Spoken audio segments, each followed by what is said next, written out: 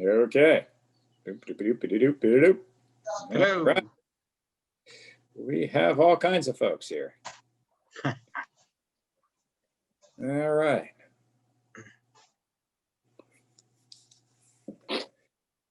So at this point, I'll call to order the Zoning Board of Appeals for the City of Easthampton. Today is Wednesday, December 16th, 2020. We have a couple things. Because this is a remote meeting, people have been given access and the meeting is being recorded, just so everybody understands that.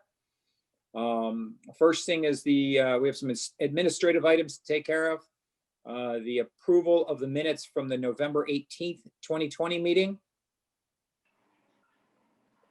Anyone? Bueller? I approve. All right. Can I get a second? Second. Second. All right. And we have to do a roll call vote. So all the members who all in favor, raise your Aye. hands. Or no, we have to go through by name, don't we? I'm sorry, I didn't do that right. So because of the way my screen's set up. Steve, Yes. Tony. Yep. Jared, Yes. Linda, Yes. and Lindsay. Yes. Okay, and I approve as well. Were there any correspondences from any other boards or committees or requests for comment on anything? Curtis? No, although I do You? the next meeting, there will be a project before the planning board that I will forward to all members of the board here. Okay, But I don't have it yet in front of me, and the only correspondence we received are pertinent to the project on tonight's agenda. okay. And is there anyone here who is looking to speak to the board regarding an item that is not currently on the agenda? Okay, so with that, we will reopen the hearing that we started on November 18th for Rachel Phillips seeking a special permit under sections 12.7 and 10.4 of the Easthampton zoning ordinance to operate a major home occupation as a hairstylist in her house. The property is located at 135 Main Street in the residential urban R5 zoning district. And is Rachel here? I see she's muted. Before we continue, Yep. can I ask that everyone who is not currently taking part in this hearing to keep yourselves muted and feel free to turn off your video camera until such point where you have comments to say, and then the chair can recognize you. We'll see who's who's moving, and then you can unmute yourself after the chair recognizes you. Okay. Yeah, that gets everybody, the active people moving up front. Okay. So Rachel Phillips, can you hear us? Are you in there? Hi, I can hear you. Okay. So it looks like you've received some additional clearance from your friends across the street. I did seek to remedy what we had discussed in November and to fulfill the required parking spaces for my house. And Yep. yeah, I went to St. Phillips Episcopal Church, which is directly across the street from me. And I told them exactly what was happening. And the vestry met, and they were very, they voted unanimously to give me 3 parking spaces to use 24 hours a day, 7 days a week Okay. for the business. And they provided a letter, which I believe outlines that, as well as I think addresses the issue of oversight. If we were ever to discontinue the parking agreement, a letter would be sent to the Zoning Board of Appeals as well as the Planning Department. Yes. Okay. Well, that seems to be, that was the big roadblock there. I think that's an excellent compromise. I was the one who raised the parking issue, not because I think she needs the parking, because I was afraid it would set a precedent. Our regulations require parking for home occupations, and she just didn't have it. I Good. was going to recommend a condition. I have never paid attention to parking at the Episcopal Church on Sunday mornings during services. I'm assuming her business will not be active Sunday mornings. That's just not hairdresser time. And so I was going to recommend that the only condition be that she can't have customers Sunday morning during church services, even though the agreement allows, 24/7 use of the lot. I don't think any of us have ever paid attention to how many cars park in that lot during Sunday services. Right. And that would just avoid any potential conflict. Or somebody else saying, well, you allowed this person to do that. Okay, so, basically, we're gonna have a limit of hours that no hours of operation when, do we want to limit it to when events are taking place at the church? Or are we just gonna limit it Sunday to mass service. Sunday services? Okay.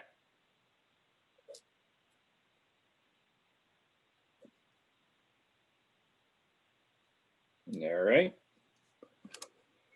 Okay. Any other thoughts, questions, concerns from the board? Okay. Whole lot of crickets out there. Okay, so can I get a motion to close the public hearing? So moved. All right. Second? Second. All right, Tony. Okay, so with this, is there any other discussion that we need to have concerning this application? I Anybody actually have? I have a quick point of order question, and forgive me if this is irrelevant. I'm new. Steve, are you a member of the board, or an associate member of the board? Associate member. So Jamie, can he second that, or should I ask somebody else to second that? My understanding is that he, until he can take part in all of the motions except for the approvals. Okay, So the motion to approve or the motion to deny, the chair needs to, in this case with 6 members on the board, the chair would designate the 5 members that have, the 5 full members to take part in the actual vote.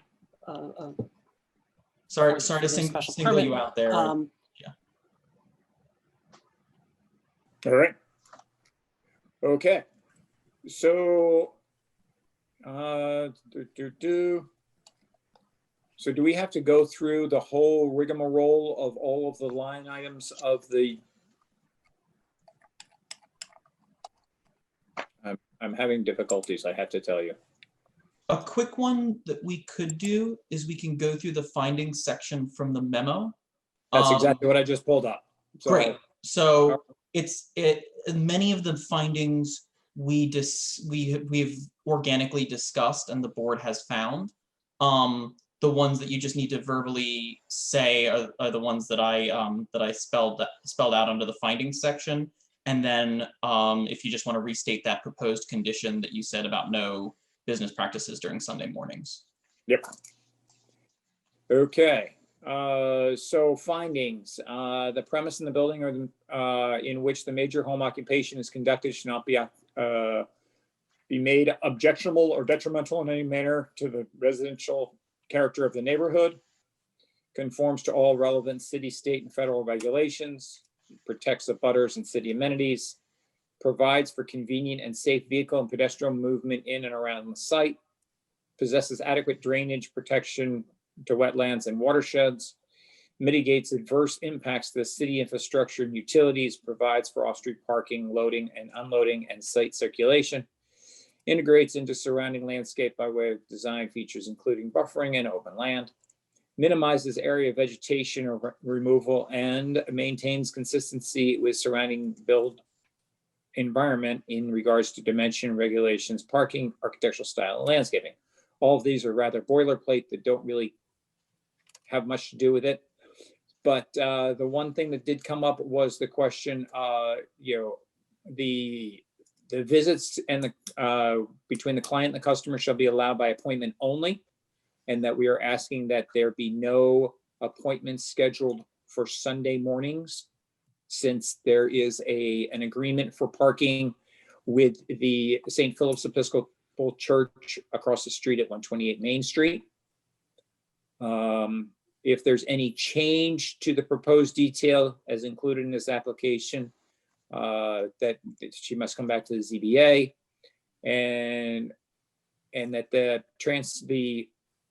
permit cannot be transferred with the sale of the property, or if it's abandoned or vacated, if the home occupation is vacated or abandoned, and conclusion of time is so that's what we have there. Any other questions or concerns? No.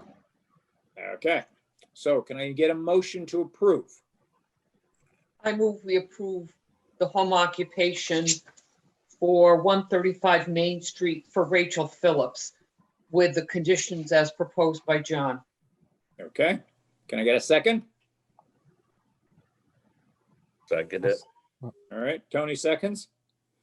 Okay, roll call vote. Yes. Tony, Yes. Jared, Yes. Linda, Yes. Lindsay? You got to be unmuted, but that's okay. We heard you. Yes. And I am yes as well. Okay, Rachel, we appreciate your understanding and your perseverance, and we wish you all the luck with your business endeavor.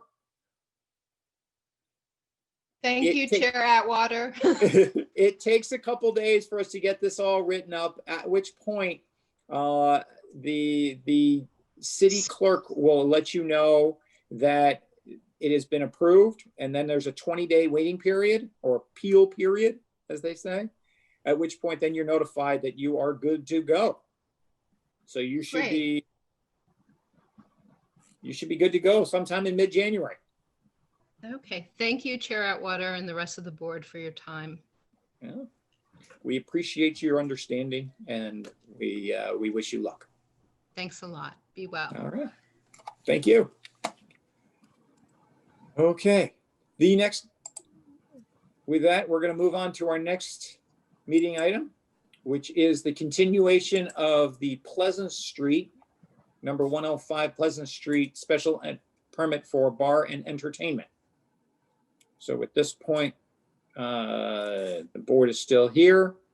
Jeff, are you going to still represent? Yes. Okay. So what have we Super. come up with? So yeah, Chris should be joining if he's not with us already. Just had a trouble getting the link, but we submitted a follow-up letter with regards to parking and some of the understandings and limitations on the site. Obviously this is a very constrained site given the topography and just some of the other limitations. And one of the things I'd like to just demonstrate is part of what was submitted as follow-up is just exactly what I was talking about, the sort of the limitations on this site. With respect to parking, what we did provide is, and I can share this as if that's okay with everybody. Please do. So in this letter that was dated December 10th, in response to some of the concerns and comments from the board members, we talked about a little bit just the issues of the site being so constrained, and really the only developable portion is roughly about a third of the entire site, and its location in the neighborhood business district. All those things combined, location to and proximate to public parking nearby on Pleasant Street. So keeping those in consideration of the site, some of those I'll go through with you later in some sketches. We did offer some hours of operation. Again, this is not intended to be a bar and restaurant. It's a billiards hall that's most of the space is consumed by billiards tables. It's not like a bar that has a lot of space dedicated to that bar and to patron, tables and places to gather. And it's really about the billiards. And so I just want to make sure that everybody understands that it's a little bit of a different model than, what you'd anticipate in your standard bar. It's most of the, and we can look at floor plans. I don't know, can everybody see, understand this sharing for a moment, but We could see that you switched to the other tab in the same PDF or the okay, same. perfect. Yeah. Perfect. So you're now in this. You're scrolling through a multi-page 105 ZBA plan set. Perfect. So what I want to demonstrate is that, talk about is that, this much of the floor area, as you can see in the building, in the overall building, is consumed by pool tables. It's not as if the bar, which is this small portion here, is the major attraction. It's really about the bar. So that's why we've considered this as an amusement in terms of parking. As I was saying, the limitations on the site are such that only about a third of the site is really developable, and so we're trying to fit as much as we can within that space. And so what we provided some hours of operation. Also talked about there was discussion about tournaments and the number of bigger events. There's really no other attraction there other than billiards. It's not a full restaurant. It's not intended to be a restaurant. It's really about the pool tables and the billiards. There's no darts. There's no other tournaments, no other attraction there other than the billiards. They anticipate 3 to 4 playoff tournaments a year. These would primarily take place on a Saturday and a Sunday. Like a lot of other establishments, there would be opportunities to rent the hall out or something for a private party. Again, I'm sure those would be scheduled. The rest of the facility would be closed at those times. And as far as other leagues or other events that would attract large numbers of people, there's no other league play that they've got as part of their business model right now. And again, just a small paragraph about the intent of it being a billiards hall as being the major attraction and not intended to be a bar or a restaurant like what you might expect. So with that said, one of the other things I just like to demonstrate or just illustrate, I guess, really is the limitations of the site. And so what I did is just took an opportunity to look at the developable area and what feasibly could fit on this site. And so one of the discussions was what happens if you turn the parking 90 degrees, fit everything inside the the setbacks and on the top of the hill. This is roughly the same number of spaces. This driveway coming in does encroach on that neighboring parking lot. So there'd be, need to be some adjustments there, but this is also a smaller building footprint. I think right now we've got 3,700 square feet. Right now, then this building is shown at 33. And, just from an access standpoint, this scheme really doesn't work quite as well. This is looking at the same number of spaces and the building size that would satisfy zoning in terms of this parking capacity. So for a building 1,700 square feet, it would need 17 spaces based on the interpretation. And this is what it means to the site, that it's to really produce a viable business or have a viable business be located there. Something 1,700 square feet or smaller really isn't going to work. And then lastly, just looking at an alternative way to come in and out of the site. What happened if you turned it 90 degrees and whatnot. So again, this is 15 spaces with a smaller building. Again, the viability of having a business of that size, considering all of the things and the spaces and square footage that a building needs to consider, it's tough to imagine, given the purchase price and all of those things, what might be possible. So that was one thing. And then just one of the other things I wanted to just show real quick, and in the larger context, speaking to the neighborhood business district, is we understand that parking is always a concern, and that's at least in our professional experience, that's something that comes up in any project in denser areas, downtowns and neighborhoods. That's absolutely a concern. I look at some of the other businesses that have gone in and around, this neighborhood business, thinking about INSA and, some of the breweries and back that generate, much larger numbers than this, this business is anticipated to generate. And in the larger picture, this is a neighborhood business district. It's a lot more dense. There's a lot more impervious cover. There's, understandably, not a lot of cross easements for parking and shared parking because of the way business relationships evolve and work, particularly with Eastbrook and some of the larger establishments that, really depend on some of these parking areas to sustain their business model and their clients. But I think, I think Chris had counted 68 public parking spaces along Pleasant Street, between the old Peter Pan and roughly where we are at 105 that are available to the general public. And so in the context of the neighborhood business district, we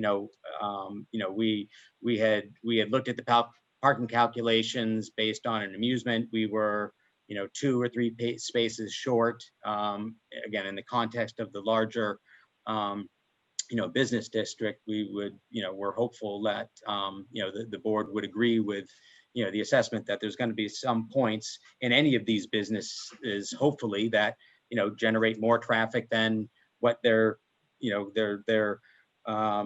permitted capacity is, I guess. And that's the nature of these districts, that there's some points where, there's a higher demand for one business over another. And that's part of the shared business opportunities, I guess. And given the business model that Chris has for this billiards hall, it's certainly not a business that is anticipated to draw large numbers of people every single night and every single weekend. That it's spread out, and we're trying to be mindful of the surrounding community and not impacting negatively impacting some of the adjacent adjacent uses and businesses. So I will leave it at that. Okay.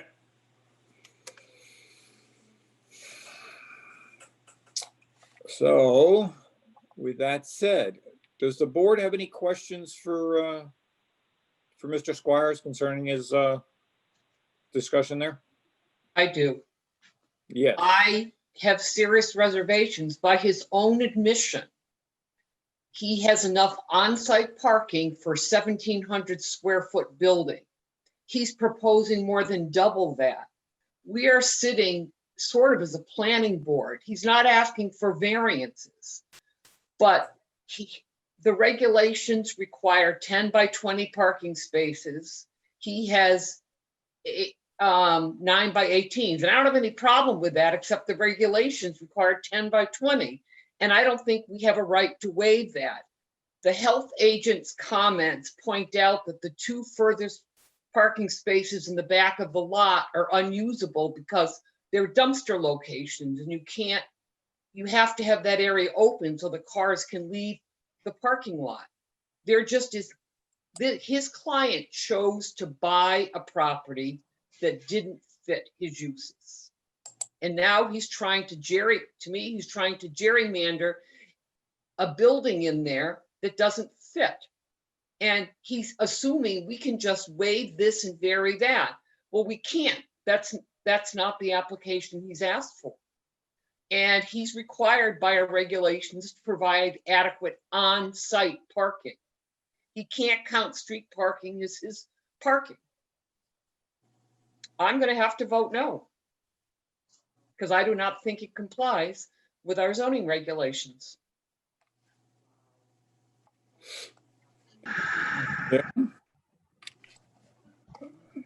Is there anyone else that has any comments from the board? Hmm. Yeah. Well, I think from our last meeting, Mr.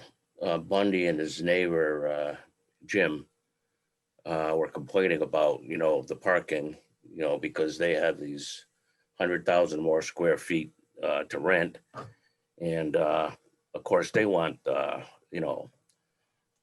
they want all the parking, and it just seems like here's a little guy trying to use bad space and make it better. If there's any way that we can accommodate him, I think we should. I don't see the parking as a big issue. Eastworks has that overflow lot across the street adjacent to him that I rarely see cars there, where people park for Riffs. There's a grassy area there where there used to be a house that I think is owned by Eastwork that isn't used. Adjacent to Putnam Court, there's a big lot there. I think the felt mill is in the back of that I never see cars parked there. So I think there's plenty of parking around. You go down the street where Jerry's Variety is, only parking that he has is on the street. And the Keystone building, all the businesses that are in the section facing the street, that's all street parking. So I just feel that we should try to do something to let this thing happen. That's my opinion. The mills were existing. This is new construction. I think there's a major difference between. They're not mills. It's all developed into businesses. There's no difference there whatsoever. Yeah. I think what we also have to look at is that the state and the city, combined efforts, and there was a grant received to improve the parking behind the mills. Mm-hmm. And, in that effort, has the city then taken some responsibility for parking in the area? And does that then constitute public parking?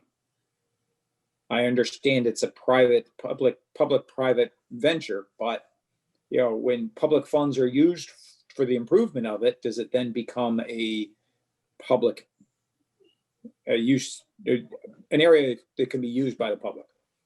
Yeah, well, I think it is. It is used by the public. Well, I can tell you that lots of people go down there and park and then walk on the rail trail. And or go fishing or go listen to music at the Millside Park. So there's plenty of public use of those parking lots in the back. And does it make, we can put a condition that parking is forbidden on the surface lot in front of Eastworks, and that must be posted on the property. And I think that is the best we can do, given what is in front of us. So you don't think there's a problem with us approving a building that doesn't comply with our zoning regulations as far as parking? The applicant admitted that. Well, then does the applicant have to file for a variance? Yeah, and would the variance pass? What's the hardship? They're just trying to build a building that's too large for the site. Well, it's that, or it remains unredeveloped. And if you look at the area that it is, and that that part of town is something that is a thriving part of our town, and there's plenty of other area around it that is undeveloped, that I think it should be developed. Mhm. One commentary I'd like to offer to assist the board, but not to advise on a particular course of action, is that it's my belief that a variance would allow the applicant to vary the minimum requirements for parking, but would not require the board to approve on the basis of those minimums. For instance, the applicant could apply for a variance stating there's an enormous slope, there's a wetlands, a lot of this property is unusable. The board could consider that and still say, we need a site that provides more parking based on the uses as provided here. So a variance would relieve them of some of the minimum requirements, which they would seem to be in violation of right now, but it would not demand that the board approve the project one way or the other. And this deliberation could continue at that point. Yeah, I think, if you, in an effort to do it legally, we can't approve it without a variance. That's how I'm looking at it. I think it should get approved, but I think that we need to make sure that we've done it legally, which would then entail a variance. Mhm. So, Probably right, yeah. And if they're gonna come back, I think they have to remove the 2 parking spaces at the back of the lot that are unusable because of the dumpsters for the health agent. yeah, I guess I get 2 comments. One is I would argue that those spaces aren't unusable. I mean, somebody can certainly park there. I've parked in many lots and. How do you back out and get out of the parking lot? There's enough space. There's 24 feet behind those parking stalls to back out a car and still maneuver and turn, even if you don't have that space in front of the dumpster. There's still space to do that. There's a lot of parking lots that, that are set up that way that, don't have that ability, those 2 end spaces. But there's, again, we have 24 feet, which is, longer than, just about all cars to be able to back up and maneuver out of those spaces. So I would argue that, those aren't unusable, or that those are usable. And you can also put a sign up that says, compact cars only.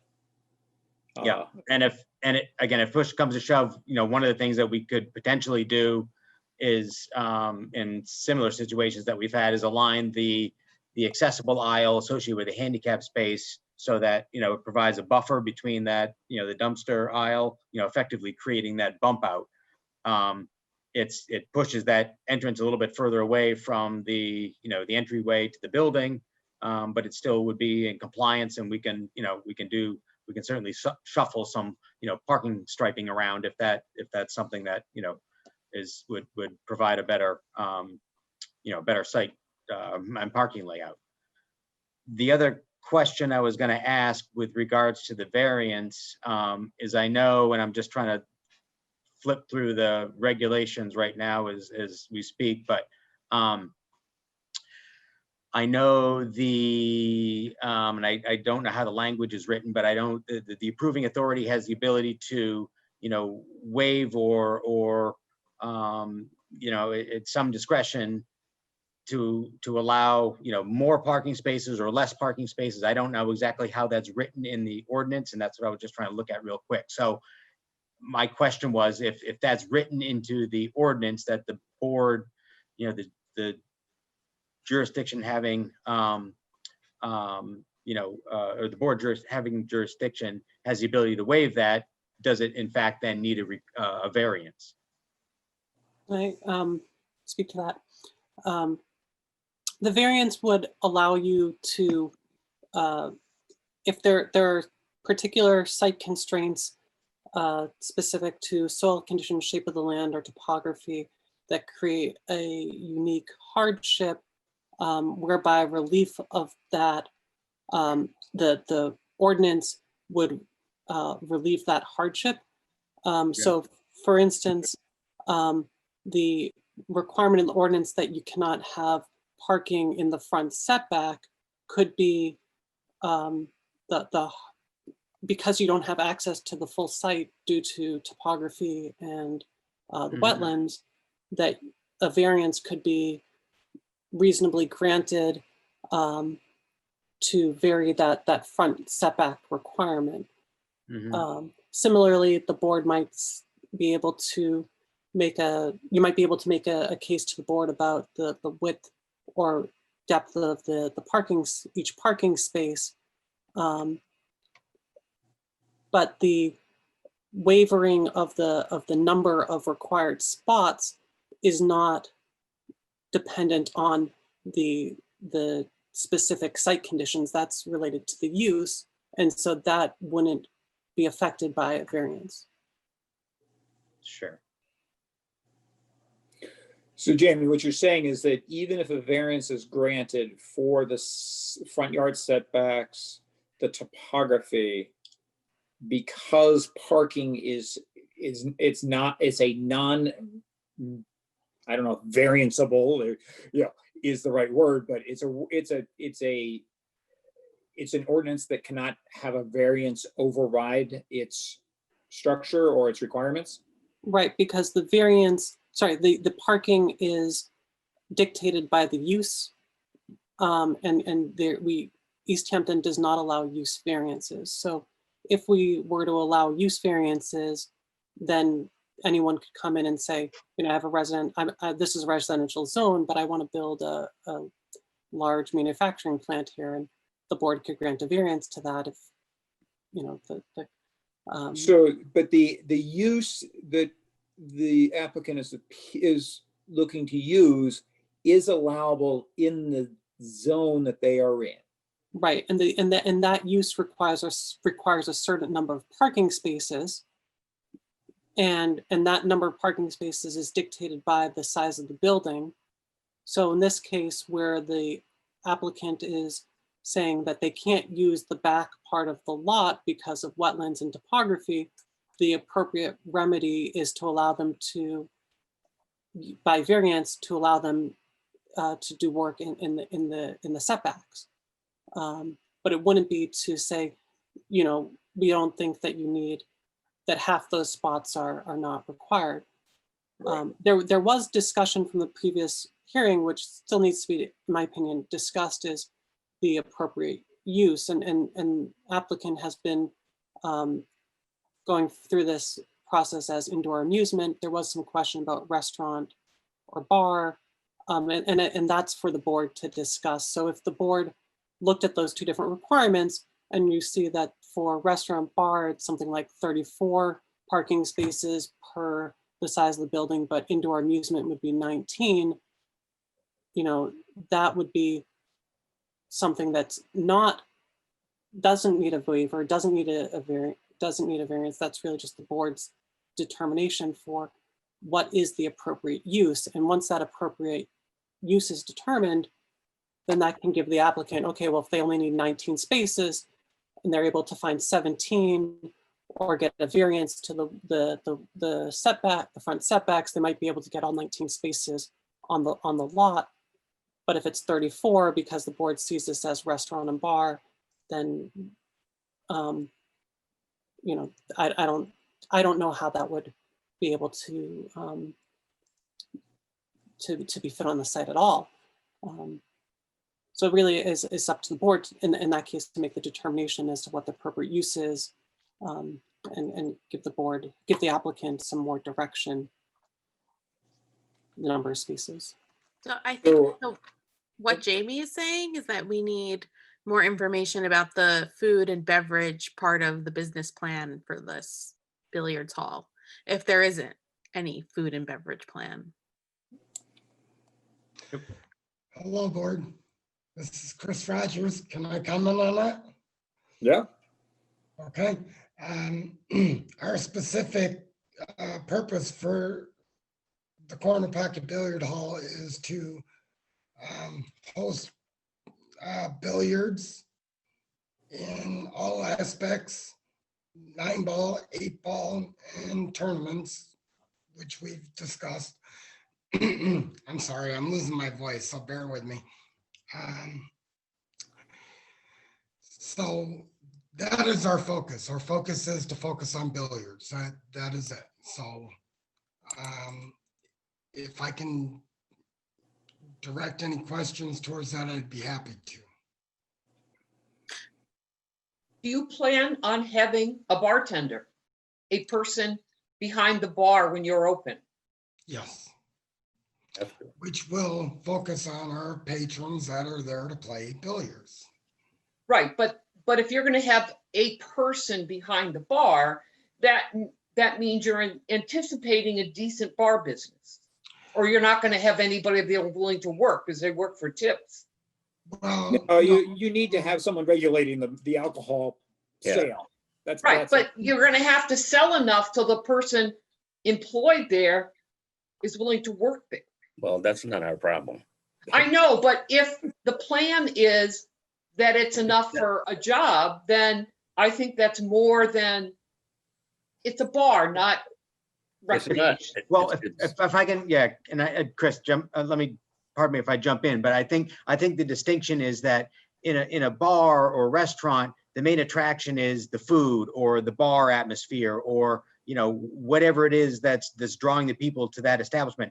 In this business, it's not about the bar and the food, it's about the billiards. And so just like you would have a cleaning service that, the business makes enough money to have a cleaning service comes in, there's going to be other employees there to help service the billiards, but the bar that's being proposed and the small kitchen is really, it's French fries, as I understand it, Chris, it's small, quick hot food like that, appetizer kind of stuff, just to entertain the folks that are there to play billiards. It's not the main attraction to come and have the bartender be making drinks all night. It's really just to help provide an amenity to the folks playing billiards. So it's a different attraction, I guess, is what and which is why we classified it as an amusement.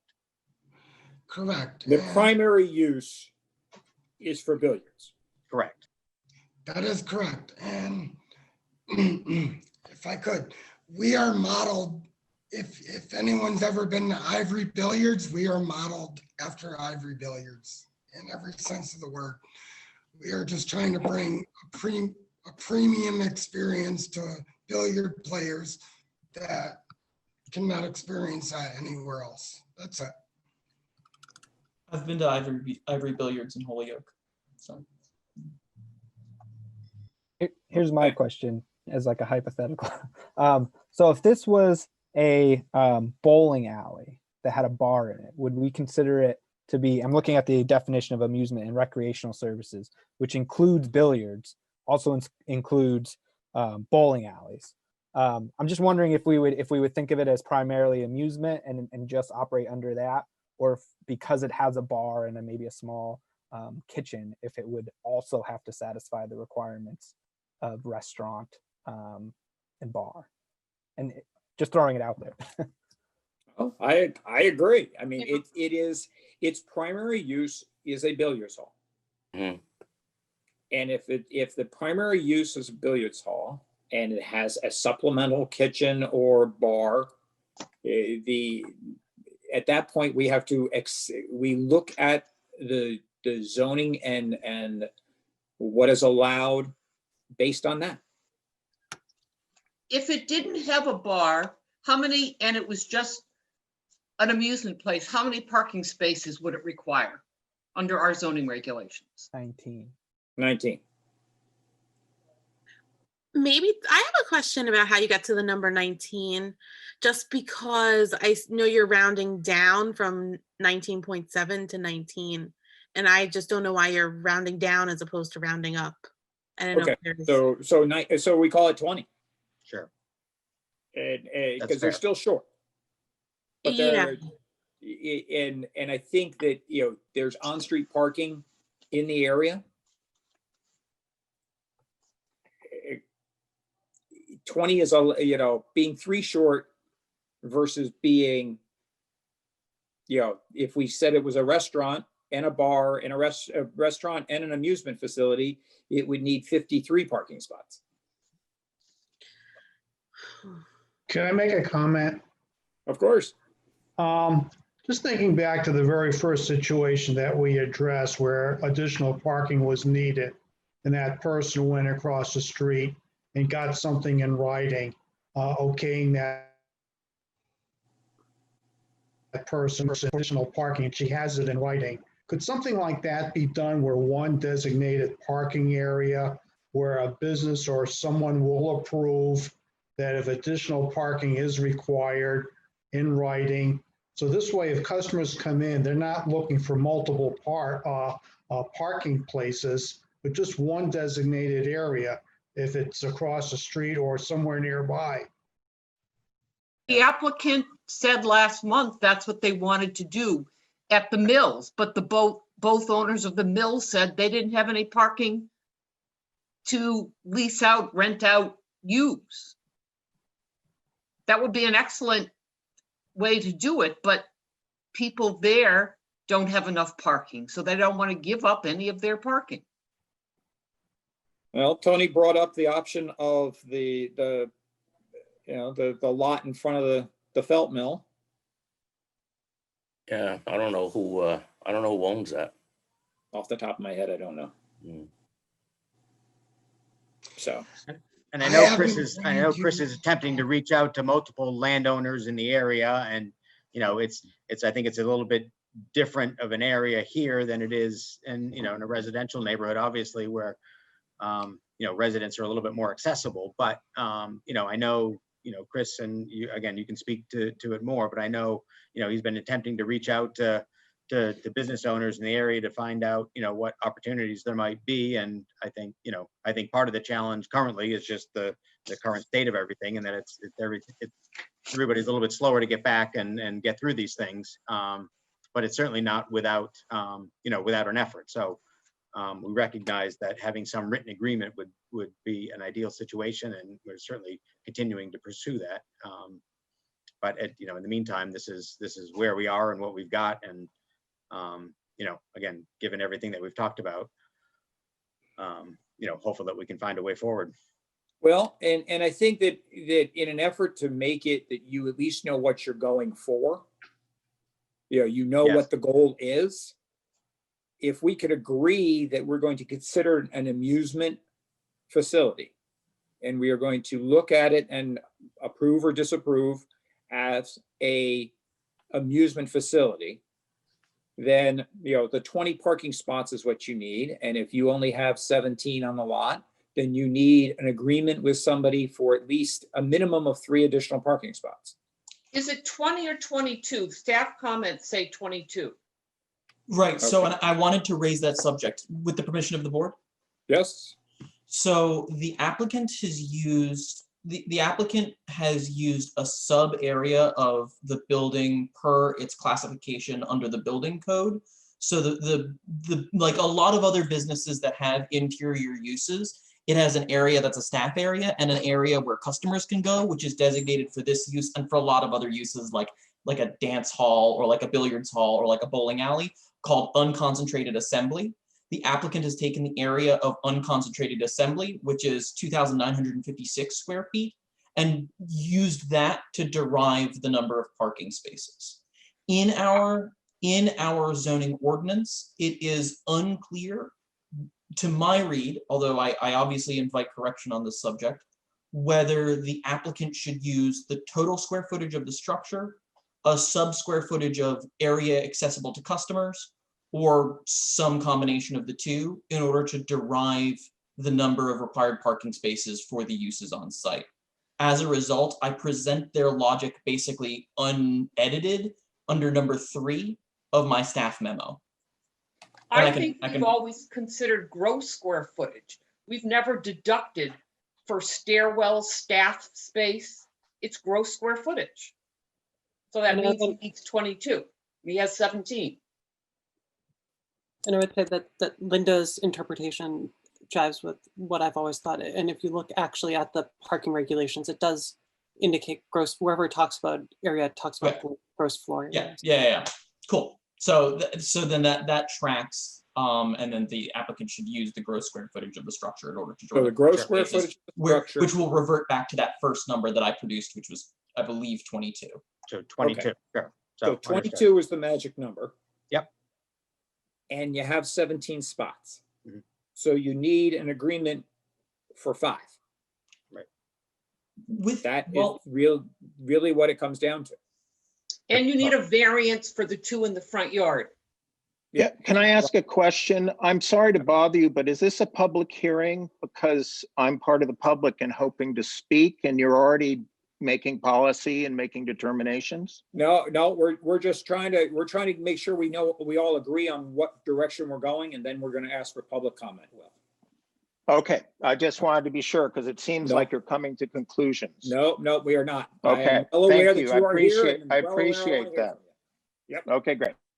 Um, So if he paved everything around the building, would he be able to fit 22 spaces in there? Not Yeah, I mean, I useful. guess, I guess physically you could fit them all, whether it works well with the layout, and circulation is another question, I guess. But it's, I think part of what the diagrams before were trying to demonstrate is that, to try and Yeah, make something aesthetically, yeah. well, and lay something out that was functional. Yeah, putting more asphalt down doesn't necessarily make more parking spots. Right. One question I had on this subject, and I ask it because it was unclear to me, and therefore I want to make sure I'm informing the board correctly. And this is more a question for Mr. Rogers than anything else. So Jeff Squire produced 3 different sketches of potential site configurations, and in my memo to the board, I reflected on these basically neutrally, not knowing whether they were suggestions of proposals or just like hypothetical ideas. Right. Is Jeff Squire's representation is that the site couldn't go smaller than 1,700 square feet and still be operational. Is it your contention that you could go down as far as 1,700 square feet? My contention is, in order to be a successful operating business, we need to have 10 pool tables there. That is what is required to operate with the projected business plan we have. Okay. And just for reference, Chris, I think, and for everybody, I think the space in the building now, the pool tables consume roughly 1,500, 1,600 square feet. 1,680 square feet is what it takes to have 10 Right. pool. So for 10 pool tables, that doesn't include bathrooms, any, That's correct. entryways, any of that other stuff. So That's correct. Just So I for don't- the pool tables, they require 1,680 square feet. Could you Okay. make part of the building 2-story, like have a loft, so it was open on one side and everyone could still see what was going on? But their footprint would be less, which means you would have more room for parking. yeah, I mean, I think my concern is, Linda, just respectfully, I think with some of those diagrams, what we are trying to show is that there really isn't, with that, even with 1,700 square foot building, we don't have the ability to double the parking spaces if we needed to. The site is so constrained, and the dimensions are such that you're hard pressed to get much more than what's there. Okay. So at this point, I'm going to ask if we can hear from the public, just because we have kind of come up with what we think is what's going on, but I want to hear what anybody else has to say. So Will, you were generous enough to chime in there. So if you would like to go first.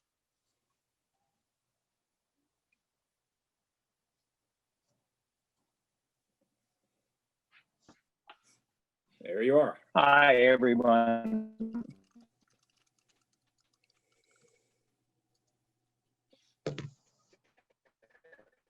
Thank you.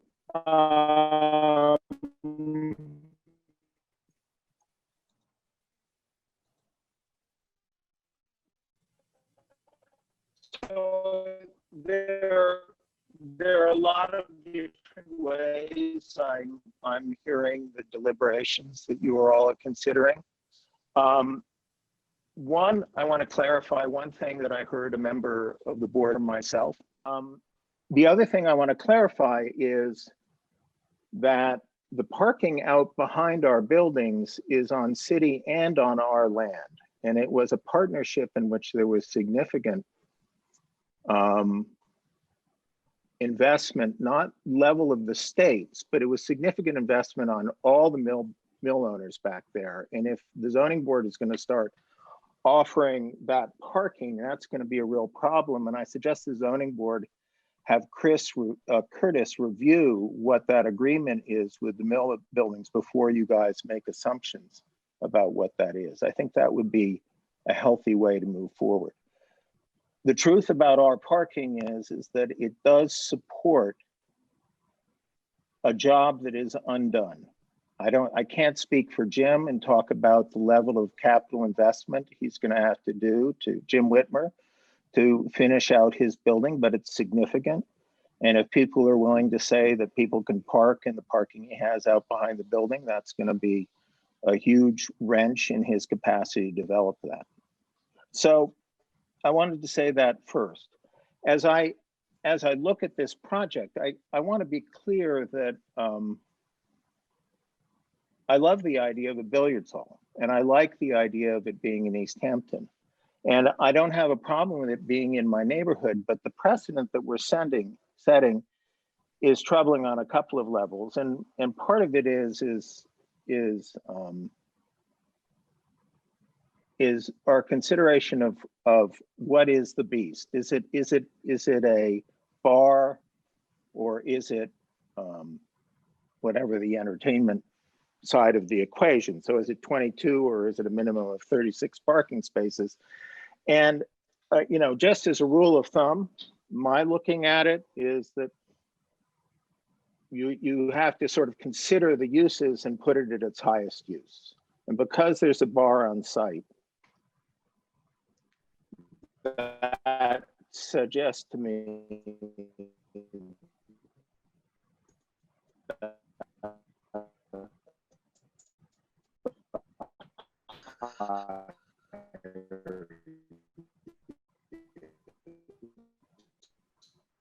and that's part of my but the reason I think that that's even more important, deck off the back in terms of standing room, in terms of 5 more people, they could be out there just drinking beer on a summer's evening. And I think that has nothing to do with billiards, and kind of tips my understanding of the business model, which is you've got to make money every place you can. It's just, there's no way that in the best of worlds that Mr. Squires or Mr. Rogers can tell us that once they get out of the gate, they got to do what they do to make that business work. They just have to. And billiards halls, by reputation, can fail a lot. So you really want to up your ante and make sure the business plan has variables that allows you to go forward. So that's my issue here, is that you're setting a precedent, and no one's talked about the deck, which I find fascinating, because that's a very high-end item that has nothing to do with billiards. And I appreciate everyone counting the number of parking spaces in the neighborhood, but if the board sets a precedent in the neighborhood business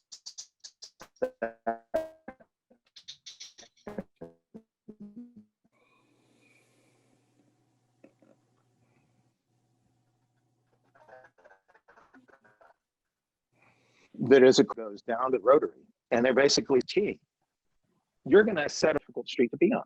So that's a lot of information, but I think it's something that it hasn't been fully considered, and I'm a little troubled by that. Okay. So thank you.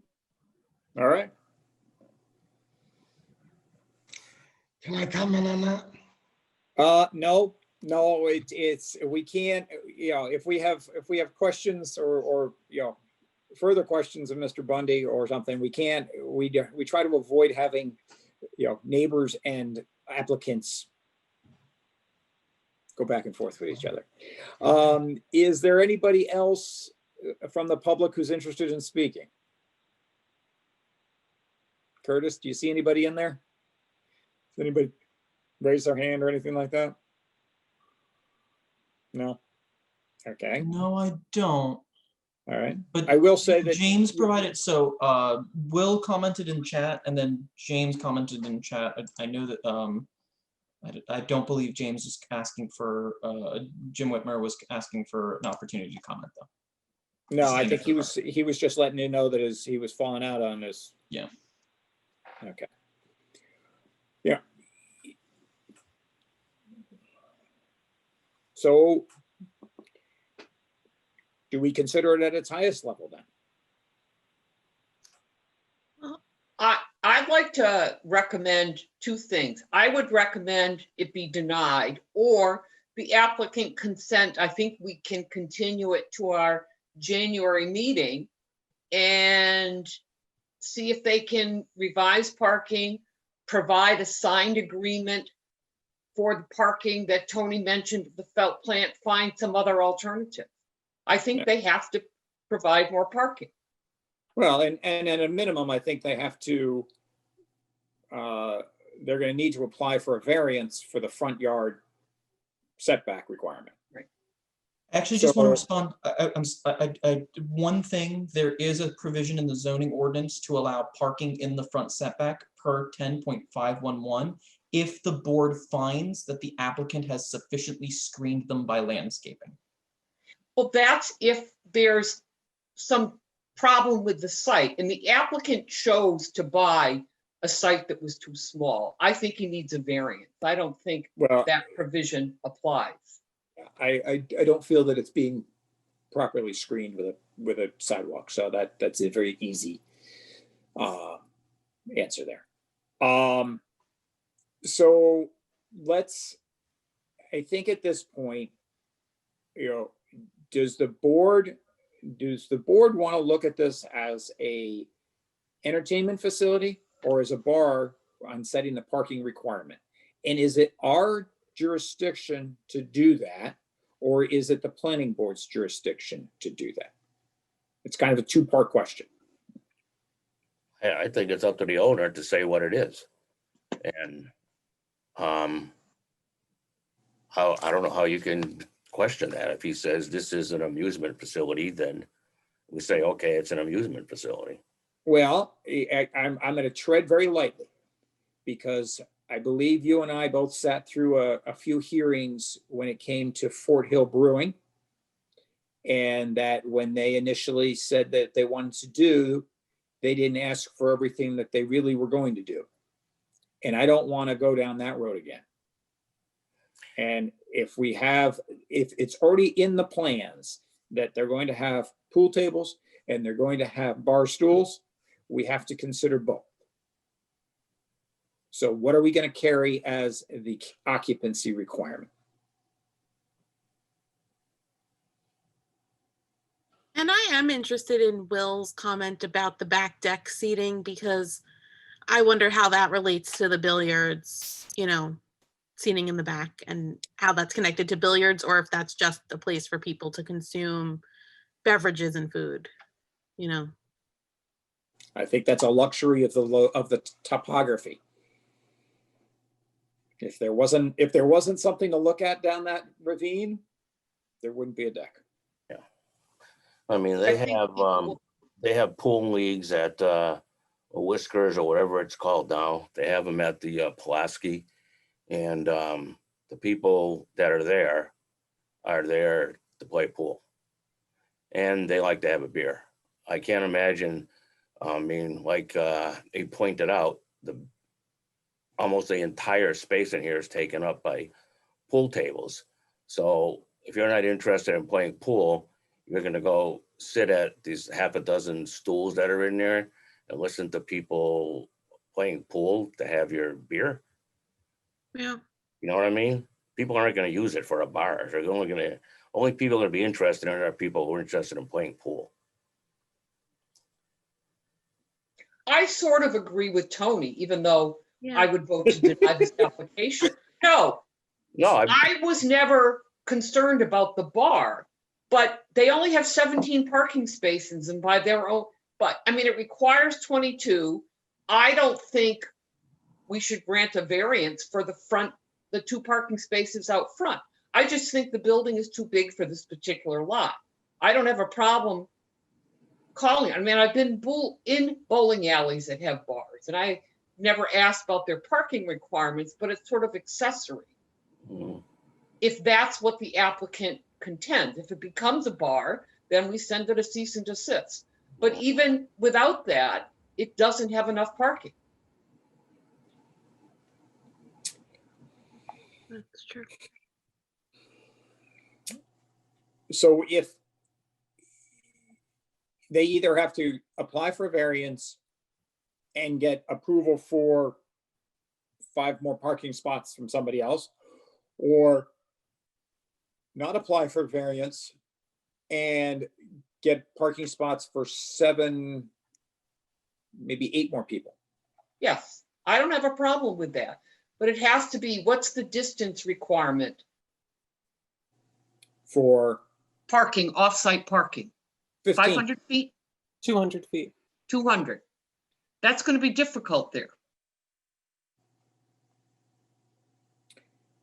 So the requirement is that an agreement has to be met with somebody within 200 feet. Yes. Yes. That's gonna be a challenge.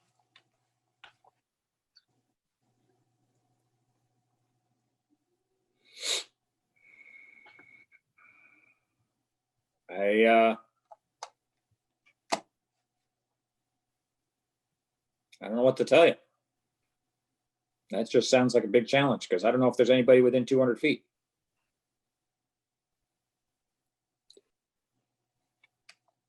Is there a possibility of putting a second level to the parking lot? The problem you run into with any time you go up, because it's public space, you have to provide handicap accessibility. And then you're gonna run into all kinds of problems with, your costs are gonna go exponential.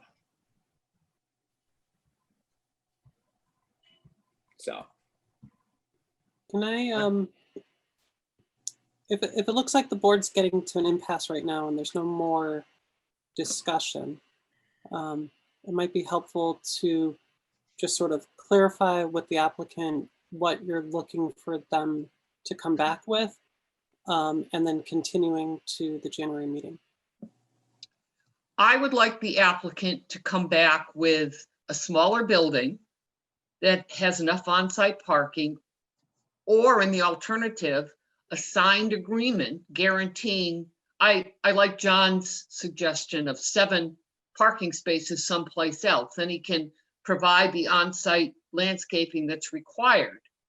And he's providing an alternative parking. What about staff? Where will staff be parking? they are in that calculation for the parking requirement. That whether it's true or not, that we can't stipulate who has to park where. The code only, or the ordinances only stipulate the required parking based on the size of the building and its occupancy, or its use, rather. On that subject, I just want to re-up for the board. I'm confident everyone's aware of this, but I just want to state it on the record that changing the size of the building will both make more of the lot available for parking and change the number of spaces required for the building, because the number of parking spaces is derived from the square footage of the building. So Correct. I just wanted to because Member Bush, you were saying, you know, they should shrink the building and then provide 17 parking spaces. It's possible that the minimum will decrease. However, you can ask for 17 parking spaces regardless of the size of the building. Oh, no. Yeah. I understand that. Yeah, and I want to make clear, you can ask for whatever parking spaces you want. I'm not trying to constrain that authority. I'm just stating for the record. No, I think that we're going to maintain that it's going to be used for an entertainment purpose. For this discussion, we're going to maintain that it's going to be used for an entertainment purpose. And at that rate, it needs, you know, whatever it is, what was it, one spot for every 200 square feet or 150. 150. And you know, if they can rearrange the building, if they can push the building a little bit closer to one of the side setbacks, or do something along those lines, and reconfigure the building, then that will meet what we need. their other option is to come back with a variance and try to get that through. But either way, I think at this point, I agree, Curtis, that we are somewhat at an impasse, and we still have another applicant behind us. Yep. And I'd like to eat dinner. I'll be perfectly honest. So at this point, let's continue. I remembered the word this month. Let's continue the hearing to our January meeting. What is the date of our January meeting? The 26th, I believe. Okay. 1/26. No, Right at 6 o'clock? 27, my apologies. It's 1:27. 1/27 at 2 o'clock. At 6 o'clock. 1/27, 2021 at 6 o'clock. Great. Okay. Can I just get Thank you, everyone, and yeah, happy holidays. I'm sorry. Can I get a motion for? Oh. Do I have to get a I motion move for that that, we Jamie? continue the hearing to our January 27th meeting at 6 p.m. Great. Second. Yep. There we go. Sorry. All right. Thanks, everyone. All right. Thank you. Have a good holiday. Yeah, Okay. you as well. Thank you.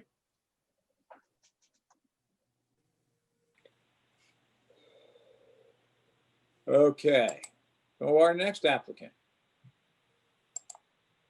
Bring up the agenda here. John Lucido, seeking a special permit under section 12.7 and 8.5 of the Easthampton zoning ordinance to establish an accessory apartment at a single-family home at 63 Strong Street in the residential rural B zoning district. All right. What do you have in mind, sir? I'm converting a barn, an existing barn, that into an accessory apartment. Okay. It's 1,300 square feet roughly.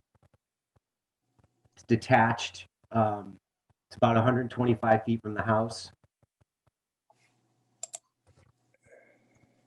It'll be used for rental purposes. Okay.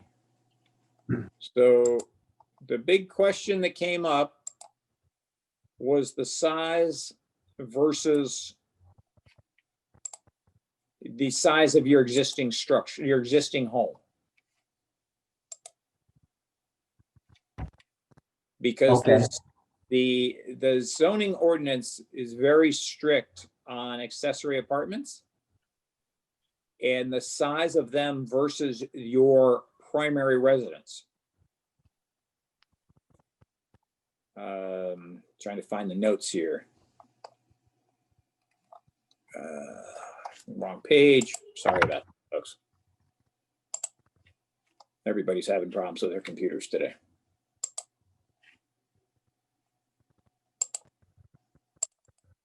I thought it was in the staff memo.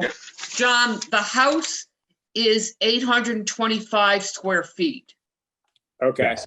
The barn is 1,292 square feet. right. So the accessory apartment is much larger than the house.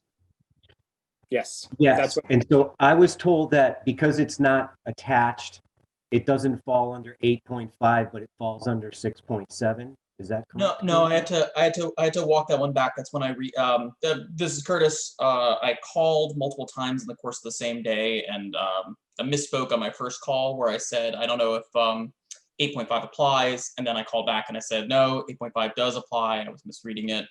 So that standard will be applicable for this project here. Oh, yeah. okay. I have another comment.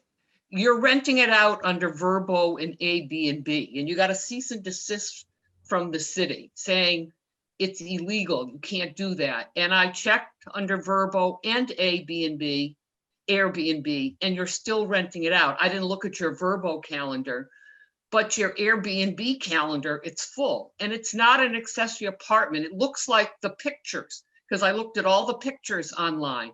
It's basically, you said your ad says you can sleep 10 people in this room, and it looks like you can have jam sessions in the adjoining space. It's one enormous room.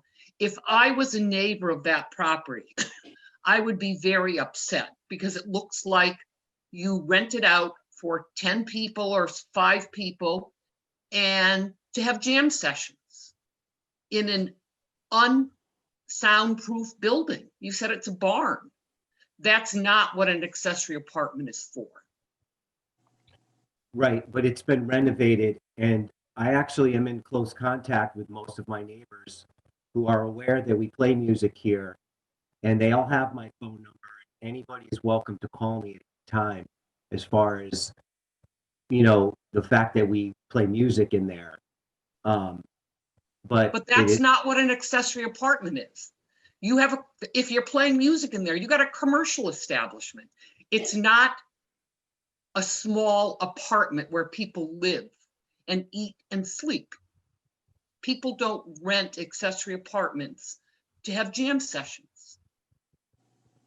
I mean, one of the pictures shows all the guitars and drums in that room. I hope the board looks at Vrbo or Airbnb and looks at the pictures and ask yourself, would you like to live next door to this? In addition, it's way too big. Well, that's that's our bigger concern. I mean, and if there's been a cease and desist order on it, that's not ours to enforce. That's the enforcement agency. But you know, the fact that the apartment is 1,200 square feet and your main house is 800 square feet, it immediately disqualifies itself as being an accessory structure or accessory apartment. I'll let the board continue to deliberate. So yeah, that's, you know, I originally thought it was, you know, a 2 separate buildings or 2, you know, you were just using half the building. But, you know, if you build a wall all the way across and you separate them,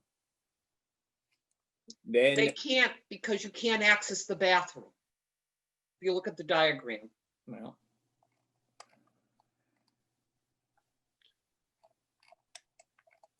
so that poses problems. So how many square feet can it be? Well, if your home is 800 square feet, it cannot be more than 33% of your own home. Okay.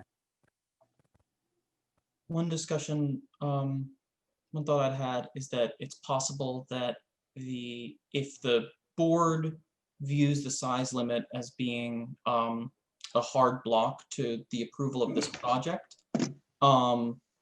they could conceivably continue this and allow the applicant to amend to bring it into compliance with that standard through a variety of different means, one of which could potentially be applying for an accessory apartment, not for the barn, but for the current home being used of 800 square feet.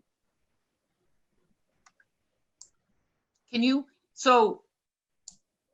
repeat that again? What happened to the current home? So there's currently, the applicant is looking to put 2 different residential structures on the property.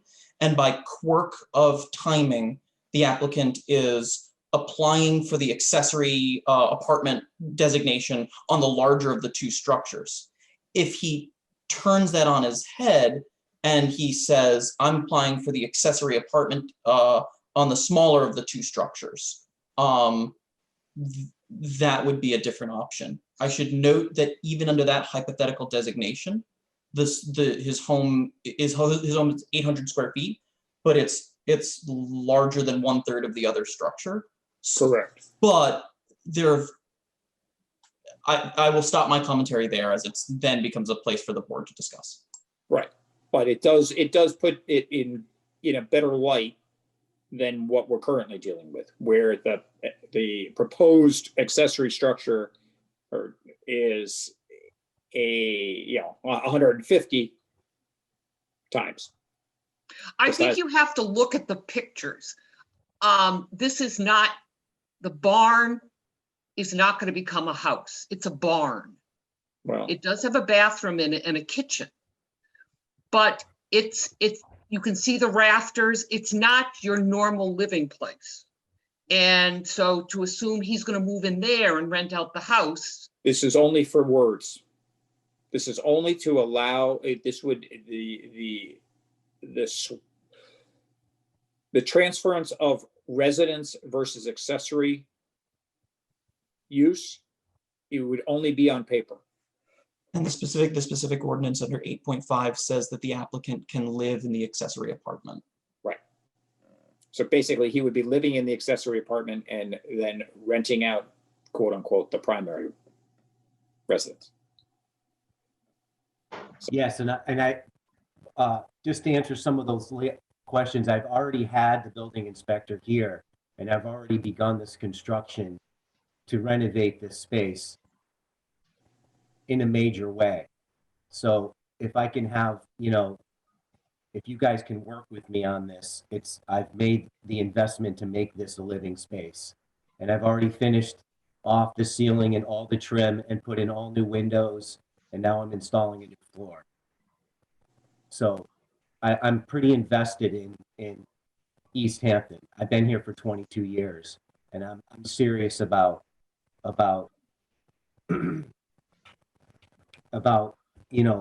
getting permit for this to make it. I'm getting all of my permits for it. Under and the what certificate of occupancy. under what category did the building official give you permits to do renovations on the barn? What did the building official call it? Because it's a barn as of today. I don't see how he could give you permits. Well, I got a building permit for it. You got a When I building- built- I built it. When did you get the permits? I started to convert it about 12 years ago because it was a stable, like a horse stable that was basically falling over. No, I'm asking, I wasn't, what you said, I thought, was you did recent work on it because of Yes. the order. Yes. And you've gotten, and the building official would have to put a category on the permit. I'm curious what the building official referred to it when you got permits. Well, I would have to, They usually check with zoning before they give a permit. I'm curious what the building official, Oh, under what basis he gave you a permit? If it was a well, state. so my building permit is old at this point. It's Yeah. from when I constructed the original barn as it was okay. and converted what was like more like a stables into what it is now. So they didn't discuss whether they were going to make me pull a new building permit, because you're saying that it has to have jurisdiction, whether it's a building permit to be a barn or a building permit to be a house, Yes. is what you're Correct. saying. Okay. I'll discuss that with the building inspector. Okay. So I think that what we need to do is, if you're thinking that you're going to want to, for approval purposes, can change the, one building to the other by way of primary residence versus accessory residence. You're going to still need to make sure that you're, somewhere in the right square footage, which right now the existing structure, our accessory apartment is 1,292 square feet, and the main structure is 825 square feet. So that would have to get corrected. And I don't know if you can take 25 square feet off your house. So you're still going to run into a challenge there. So we're So- talking about, so I can't file for variance or anything on just the 25 feet? Well, you can file for variance. I can tell you that the issuance of a variance by the state of Massachusetts, that's dictated by the state of Massachusetts, the rules and regulations that we have to follow. And we have to be very careful how we hand those out, because they are basically giving us, the members of the board, leeway or the ability to say what is and is not acceptable. So what we try to do is we try to follow the rules as close as we can. Are there situations where a variance is needed? Yes. I'm sure you were listening on the previous applicant, where he has basically a piece of property that only about a third of it is usable. And as a result, we, that is an opportunity where a variance could help him develop the property, because it is otherwise basically undevelopable by today's standards and today's costs. So that's what you may have to look at. It's really, it's a discussion that we would have to have, and whether that is a viable option. And Curtis, I don't know if you can chime in on any of that, if it's even worth going down that road. Can I interrupt, John, before Curtis talked? You were talking about the square footage. If he converts the barn to the principal dwelling, that's say 1,200 square feet. Yep. And you're talking about then the house is only 25 feet too large. The maximum size accessory apartment he can have based on a 1,200 square foot house is 400 square feet. Right. The So house it would actually have to increase the size of the barn in order to make this whole equation work. Okay, I missed that in your I'm comments. sorry. I No, and I didn't make them. Yeah. So. Okay. It also is, I reviewed some of the past discussions of the board on accessory apartments in order to inform everyone here. Because one of the things that's the case is that this proposal is for the conversion of an existing structure, and the board has viewed conversions of existing structures with a variety of different lights throughout the course of their review of these projects. So I don't want to comment further on what is or is not allowable, and I will agree, John, with your representation of the process of variance as being limited to terms of soil shape and topography. And then I'll stop talking. Also, the accessory apartment is a special permit item, correct? Yes. I for one would vote no if the music aspect of this stayed. The studio space, it's in a residential zone. And that's just, I would not want to live next to someone who rents out their barn for jam sessions. Can I make a comment? Sure. So I'm a neighbor. Hold on. Are we opening? I'm sorry to interrupt. Are we opening public comment presently? Or I'm sorry. Oh, I'm sorry. No. You asked politely. I'm sorry. This is my fault for failing to mention it. Chair Atwater, would you like to open public comment? Up to you. Yes, at this point, let's open public comment. And if you have something to say, if you could please state your name for Curtis, so we make sure we get it correct in the minutes. Okay. So my name is Ken Blanchard. I live at 69 Strong Street, and I know John and his family, and I love their music. And we routinely sit outside summer evenings in my gazebo and listen to the music. And on occasion, it goes a little long, but not normally. So my only question for the board is, if this goes through, does this mean that this property, will be rented out routinely for big events? Because right now, I don't know, correct me if I'm wrong, John, I think you probably have 3 or 4 events a summer, and the people park on the street, and then it's over probably before midnight, I'm sure. And it's never been a problem it's always been excellent. Maybe I have really good windows, I don't know. But I have never had any events lately in this space. If I've had an event, it's my event. I'm just having a cookout at my house. right. The space is rented and there's only, 2 or 3 cars. So will it be, if this is approved, will it be continually rented out? I mean, like every weekend? Yes, but He it would could, only, that's what he's asking for. He could rent it out 7 nights a week, up to 10 people with a studio space. That's Okay, well, how, you have to look on Verbo, Yeah. Vacation rentals Okay. by owner or Well, and- Airbnb. This is where we have to make sure that we have a clear understanding of what is the intent of why he wants to make an accessory apartment, and not go doing our own research and everything like that. But let's find out, what is your desired use? right. And so if I could speak to that, that would be great.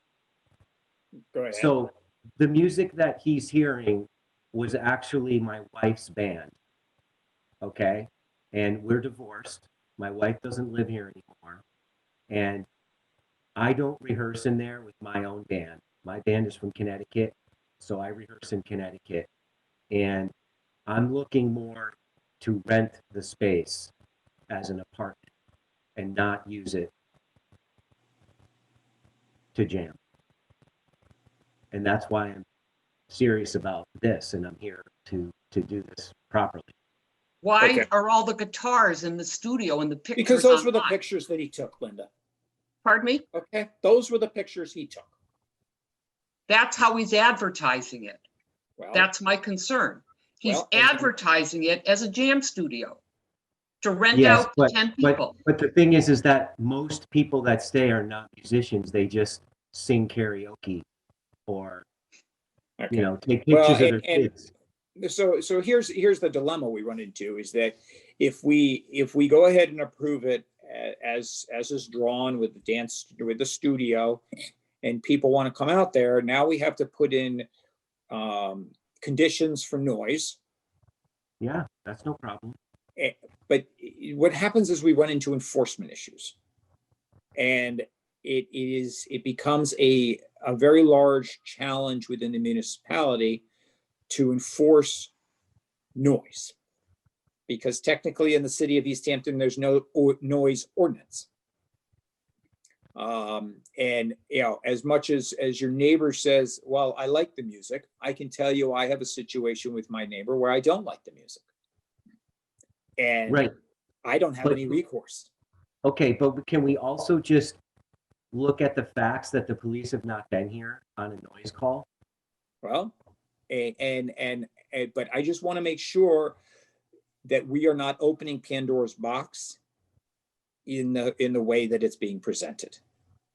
Okay, so I think, it's important that, we figure out, first of all, how can you make this application work in that the accessory apartment is, and the primary residence are reversed. And I think you might need to get with Curtis and figure out how that can happen on paper. And then we're going to need to sit down. We're going to need to figure out what you are looking at. Are you looking to rent this on a daily basis, weekly basis, and all that? How that's going to play out, and what kind of restrictions are going to need to be put on the use of the apartment. Because, and then we get into a weird situation, because technically we are not putting any limit on the accessory building that we're approving. We're putting a limit on the main structure, on the main building, and I don't know how that works. And that's something we're going to have to look at with Jamie and Curtis to figure out, is there a way you can put a restriction of use on a structure and on a primary structure, because the special permit will then have been issued for what's currently your main house. And I'm not sure how we can get through that. Does that make sense to Curtis and Jamie, what I've just said there? I follow what you're saying, yes. And again, following the will of the board, I'm happy to communicate, John, with you and your architect to discuss this further in the week ahead. Okay, I think that it is imperative that, we know that we can't approve it. We can't approve the existing application to use the barn as an accessory structure because it is completely, beyond what the capacity is by way of an application. Your existing home is 800 square feet. Technically, your accessory apartment by code at 33% is going to be roughly 275 square feet. If you're looking to swap uses and live in the accessory building, which is the smaller of the two, then how do we go ahead and get any sort of conditions of approval on the primary residence? Curtis. One other commentary I want to provide on this, just so that the board can discuss and then determine what they want to advise for the applicant. Per 8, I think it's 855, there are certain allowances made for the conversion of existing structures into accessory apartments. It's difficult to imagine how the applicant could shrink the barn such that it's 1/3 of the existing residential structure that's on property while still being a code compliant housing unit that someone could stay in. However, hypothetically, the applicant could subdivide part of that space and be like, part of this barn is for public use by myself and by renters, and part of this is the renter's own housing unit for the duration of their stay here, thus meaning that the accessory apartment is smaller than 1,200 square feet. Mm-hmm. Well, I think we still come back to the limitation of the primary residence currently is 800 square feet, 825 square feet, and that a third of that is 275 square feet. I don't think you can cut off the 275 square feet out of that barn and say that is the rentable space and the balance is shared space. I don't know if you can make that happen. That would be a very talented architect. Also, I would Not point saying out you're that the building code requires 200 square feet per person for habitable living space. So if it's less than 400 square feet, it could only be rented by one person at a time. Yeah. So I think, John, you've got some homework to do. I think it's going to be a matter of you meeting or discussing with Curtis or Jamie and figure out if there's a way you can swap uses of structures on the property. And even at that, how you can amend the use or meet the requirements of the code for accessory structures. Okay. Okay, so my And so thought can I is, just ask one question of all of you? sure. Is there some other, is it possible that, because I don't know the zoning book that well, just from the homework I did for this, but is it possible that I am asking for the wrong thing? And so I'm asking for an accessory apartment. Is there something else that would not fall under these same requirements that I could use this space as? Because I have invested a lot into it, that we're not just considering, I guess is my question. If you were Like she looking mentioned for, a commercial space, and I'm not sure if this neighborhood is, I believe that this neighborhood is zoned for commercial space, but it's I not. guess it depends on the business. Right. It is not zoned for resident or for commercial. As long as you are looking to rent it out and it has a kitchen, it is not going to be, it's going to be considered an accessory apartment. Yeah. Okay. So, And there's your, there are certain things that make a building habitable. And that's Okay, so here's another one. I don't want to take everybody's time. I know it's been long. What if would it change anything if I actually made it into a bed and breakfast? Jamie, Curtis? So our ordinance is quite limiting. In the R40 zoning district, you're not allowed to have duplexes or multifamily housing. In the majority of the other residential districts, you could have duplex or two-family, multifamily, and those are not limited. Those don't have the 800 square foot limitation. You could go under a bed and breakfast, but under our zoning ordinance, a bed and breakfast has to be part of, it has to all be part of the same single family dwelling unit. You can't have a detached structure as part of a bed and breakfast. Under the home occupation ordinance, you could possibly do the rental space for the studio recording, jam sessions, things like that. But again, you're limited. The home occupation is limited to 1/3 of the existing gross floor area of the existing building. So you could, possibly say that of the in the barn, 1/3 of it is set up for the home occupation, and 1/3 of it is set up for the accessory apartment, and that they're rented differently, or that the studio space isn't part of it. But that's still more square footage than what your the 1/3 is still more than the 800 allow you. Our ordinance is quite restricted. But that being said,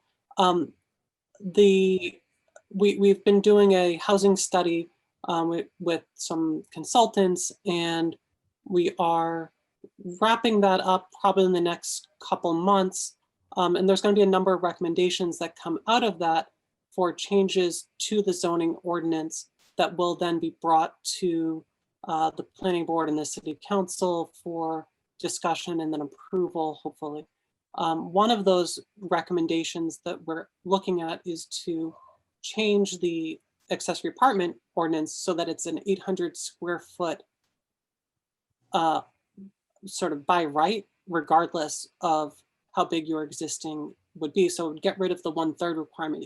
Your barn would still be too large at 1,200 square feet. But the other piece of that change would be to give the zoning, to change the ordinance to allow for flexibility. So by special permit, the board could look at a case where the proposal is for much larger than the minimum. That's not in, that's still a little bit away. It's probably 6 months or 8 months away from being a change of the ordinance. So at that time, at this moment in time, though, your options are really limited for, I think, any other ways to to slice this. If you're willing to continue and wait, or try to withdraw without prejudice and come back when the ordinance changes, you could advocate as that process goes forward as to why the city council should change the ordinance and why it's not working in the way that it is currently, and why the proposed changes would be better, and that would be helpful. Right, because they're trying to make it easier to get more housing in Easthampton, obviously. Correct. And that's also what I'm trying to provide, is people like to come here, and Easthampton's up and coming, and we're providing a space for people to visit. And I just wanted to speak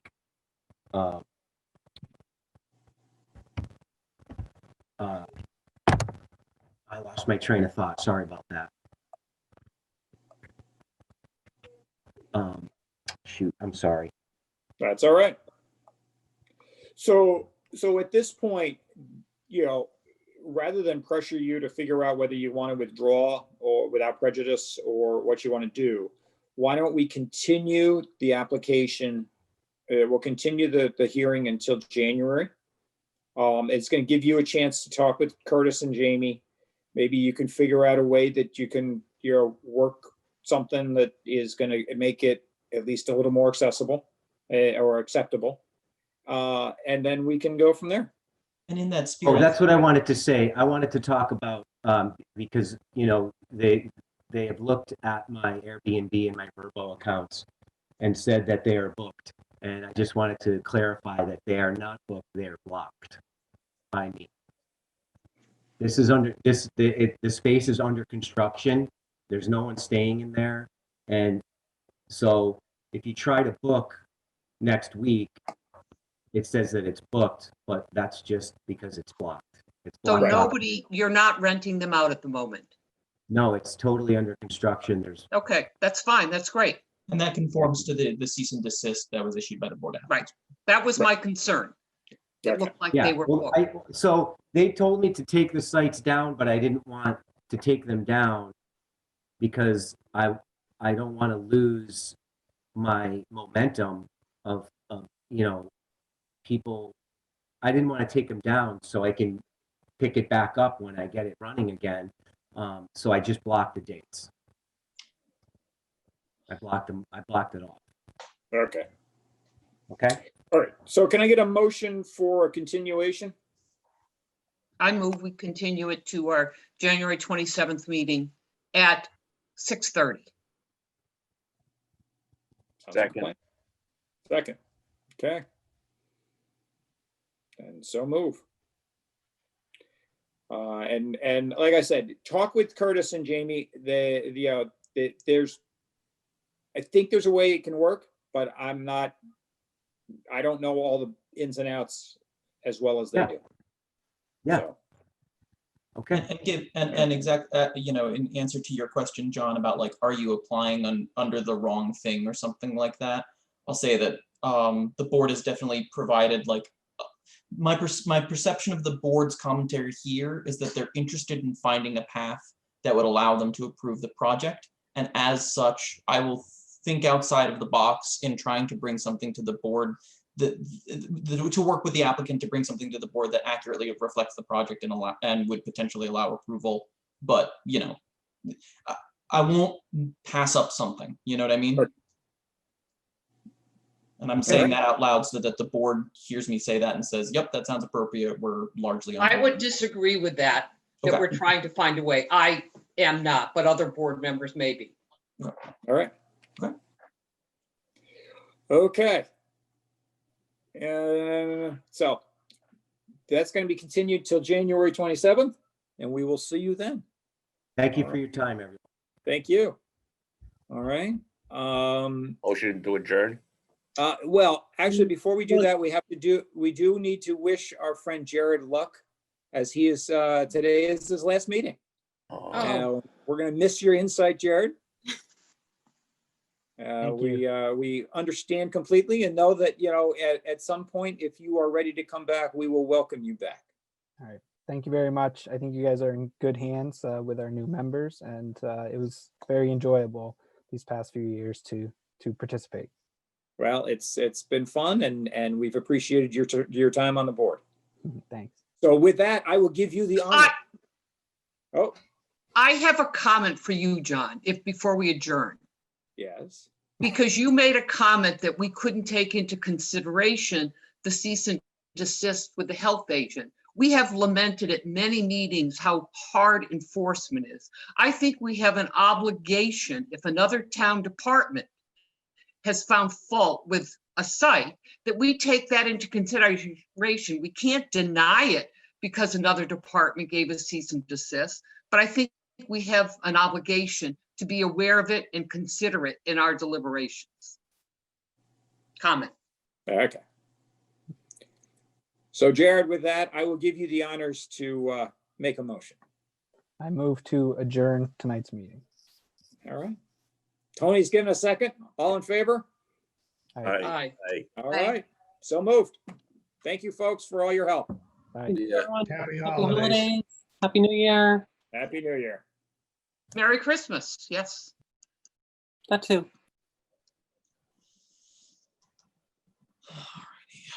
I'm gonna stop this recording. There we go.